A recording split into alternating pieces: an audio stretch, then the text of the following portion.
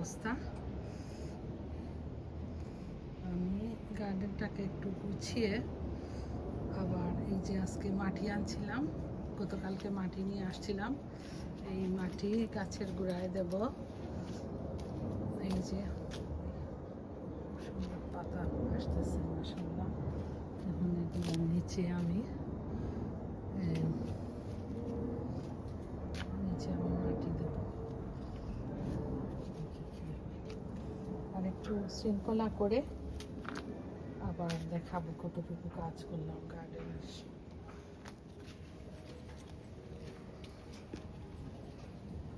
একটা বেগুনের চারা গতকালকে ইয়ে থেকে বিএমকিউ থেকে নিয়ে আসছিলাম। এই চারাটাকে আমি এই প্লান্ট পটে রাখবো। এটা রাখার জন্য প্রথমে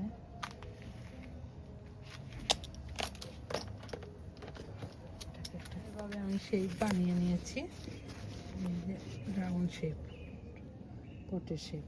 এখন ওইটা থেকে আমি গাছ তুলে নেব, তুলে নেব।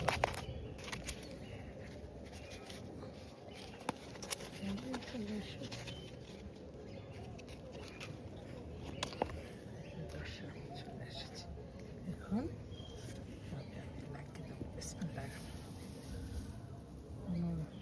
মাটির সাথে মিশতে মিশতে কষ্ট হবে না।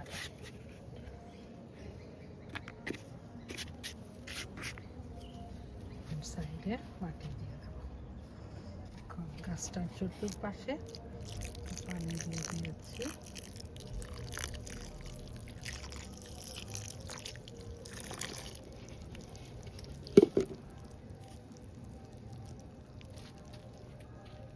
ভার্জিনের গাছ। আজকে আমার এই অ্যালোভেরা প্লান্টটায় আর একটু মাটি দিলাম, আর এখানে 2টা টমেটোর চারা, ওইটাকে ওইখানে দিছি, কালকে আবার সজাগ হয়ে যাবে। এটা ঘাস পাতার গাছ।